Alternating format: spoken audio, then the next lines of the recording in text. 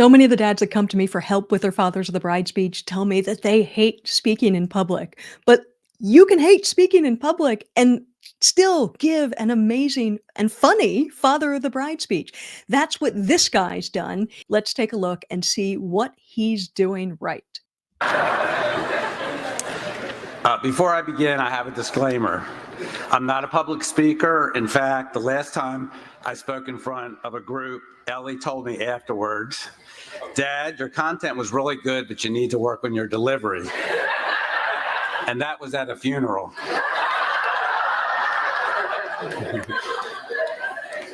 Great joke. I mean, great joke. Truth is funny because based on their reaction, I'm guessing that may have actually been true. A great way to start it. And he admitted he was nervous. So if you admit you're nervous, that's fine. And all that means is people are rooting for you. These people love you. You're paying for their dinner. They love your daughter. So admit you're nervous if you're terrified. It's okay. Hopefully I'll be better tonight. I'd like to welcome all of our family and friends who shared in this joyous occasion. What a lovely event today. I'd like to offer a special thank you to Rick Clayton, our pastor and dear friend, for the heartfelt ceremony. Let's give him a warm round of applause. Thank you, Rick. I would also like to thank Alex Noble, our wedding planner. I'm not sure where she is. Alex, thank you for making Ellie's, Williams, and Stephanie's and Jackie's, what did I say? A vision come to life. We couldn't have done it without you. So thank you very much. Stephanie has been praying for Ellie's future husband since preschool. And we are blessed that he had brought William and Ellie together. We've been fortunate to have had the opportunity to get to know William throughout the last 9 years. That's been a blessing. He's become a son to us and to William's parents, Jackie and Alan. Steph and I would like to thank you for raising such a kind-hearted, caring, and loving son. Let's give them a warm round of applause. Now look, is he doing this perfectly? No. I mean, he's doing a great job. He's ticking all the boxes. He's thanking people. But he's fumbled over a few words. He's reading directly off his page. That's not minimizing any of my enjoyment of the speech. I mean, that's not distracting me. Is it distracting you? No, you want to hear what he's going to say next. And speaking of that, I'll shut up so we can see what he says next. I'm not going to be able to look at Jackie. She's going to make me cry.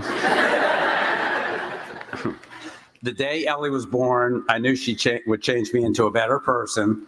As she has grown, she has changed my default setting to yes for all Ellie requests, such as being the first dad and daughter in the freezing waters of Camp Seafair at Indian Princesses, while all the staff was in wetsuits, our late night runs all over Raleigh, and more recently at hot yoga at 9:45 a.m.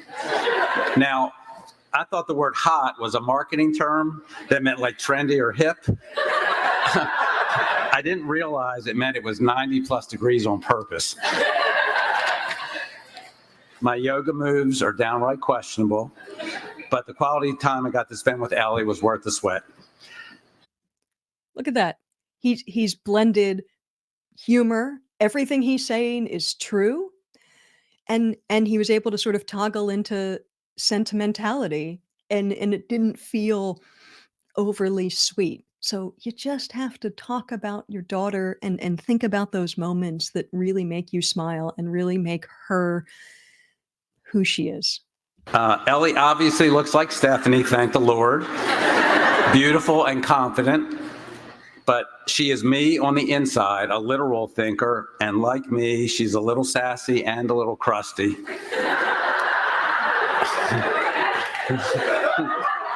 You told me to bring it.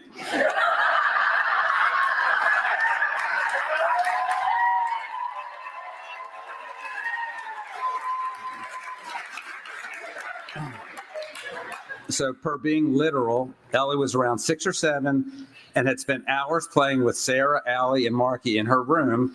After the play date, I said, "Let's see what shape your room's in." And she said, "Dad, it's still a square." So I know you wanna add you want your speech to be funny. Everyone wants that funny father of the bride speech. What he's doing is how you make it authentically funny, how you really make it not dad jokes. You use truth. Nothing is funnier than truth, and if you wanna make it really funny, use specificity. It's what stand-up comics like me do.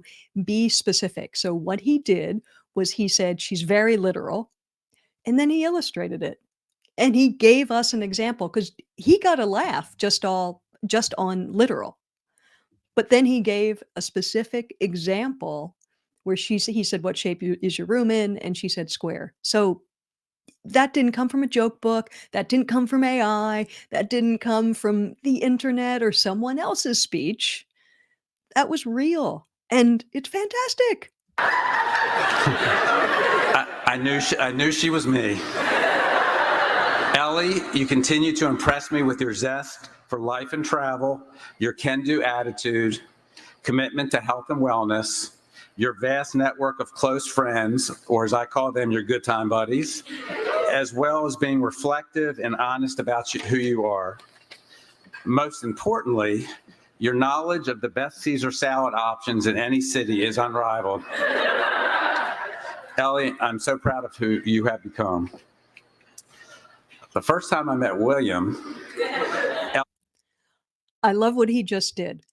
He talked about his daughter first. I always suggest speaking about your daughter first, because that way, from the storytelling angle, we know who she is. I mean, everyone there's gonna know who she is, but we just have a sense of her as a character in the story that you're telling us, and then enter partner, enter new husband, enter spouse. Then now we really have this picture in our minds. I think it's a great way to do it.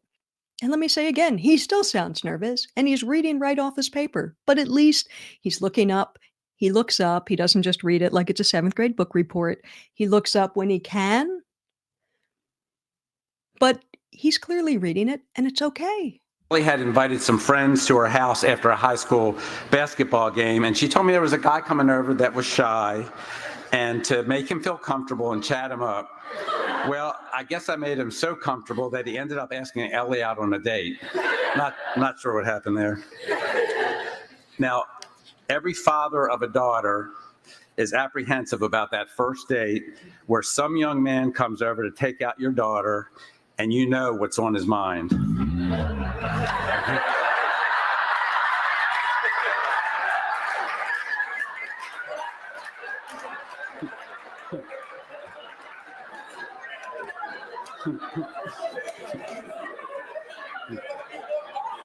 Truth is funny. He didn't even have to make a joke. He just acknowledged something. He just acknowledged it. Everyone, they did the work for him.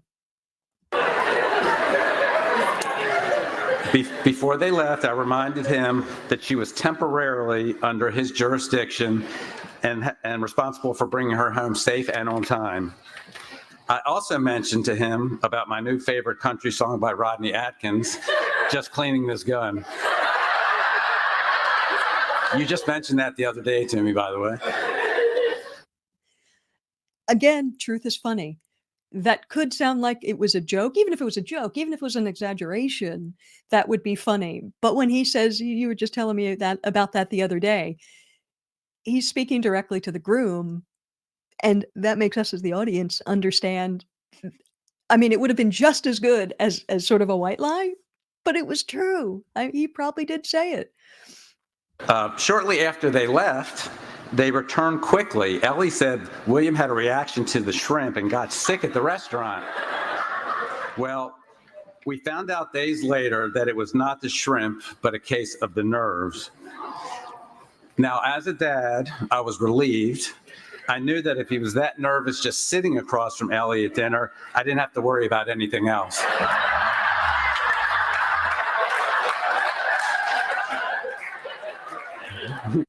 And again, he doesn't have to say, he doesn't have to explain it to us. The audience knows they're talking about sex.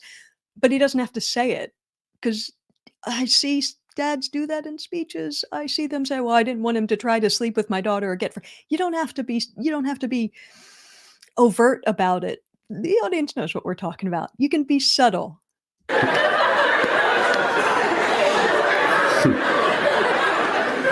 From that time forward, William became a permanent fixture at the Dannenberg house. Steph would make dinners which included a baked potato and Texas toast at the same meal, which was unheard of before William. Again, truth is funny. The specifics of that truth are hilarious. How do we know that the family liked the new boyfriend? Mom made baked potatoes and Texas toast. She made double carbs. She liked this guy so much, and that was something the regular family didn't get. He got it. So it's a way of saying something that it's a way of illustrating something. We know they like him, but that's a specific example, and it gets a huge laugh. We even stopped at a KFC on a family road trip instead of a salad place with healthy options. There was a new balance in our house, and I liked it. I liked it.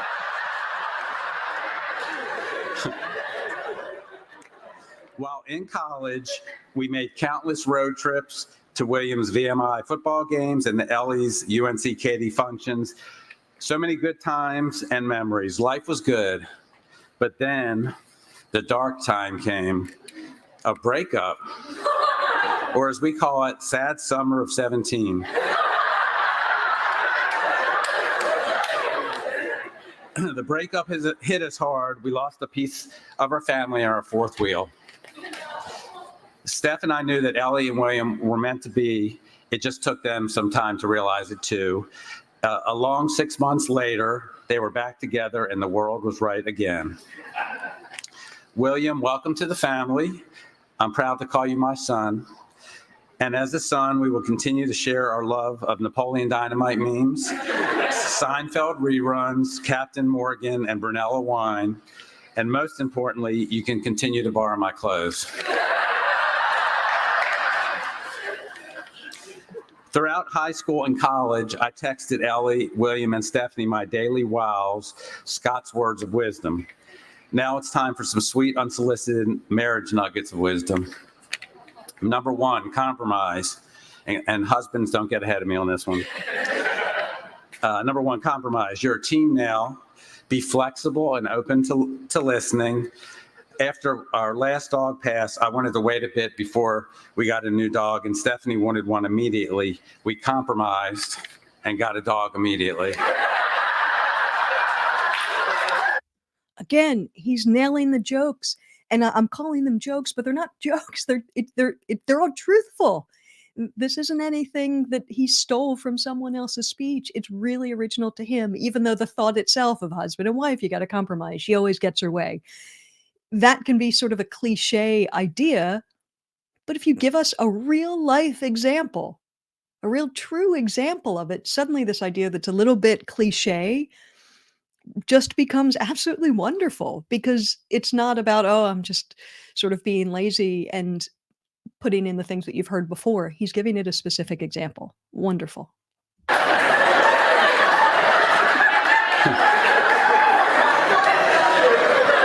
Number two, communication. What a wife says versus what she means. It's fine means it's not fine. When she is venting, don't try to solve it. Just be a good listener. Be Phil Dunphy. It doesn't matter where we eat, you choose. This is a trap.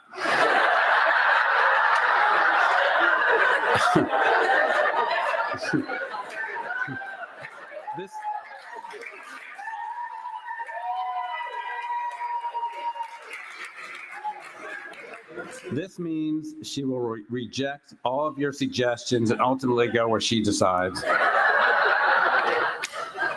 And then number three, love first. Understand life's a journey full of highs and lows. Always remember that your love and commitment for each other is stronger than any stumbling blocks along the way. In closing, thank you, Stephanie, for helping shape Ellie to who she is today, for being my better half on our life journey. You are the love of my life, and I hope that Ellie and William will enjoy life together as much as we have. So let's raise a toast to Ellie and William. I think that was a great speech, and he even remembered to thank mom. Dad, don't forget to thank mom in your speech. It's a long, quiet car ride if you do. But the things that I see dads worrying about, they worry that being nervous is gonna hurt their speech. They worry that reading their speech or not memorizing it is going to hurt the delivery of their speech. It doesn't. Those things aren't important. But if you wanna know what could hurt your speech, watch this next video.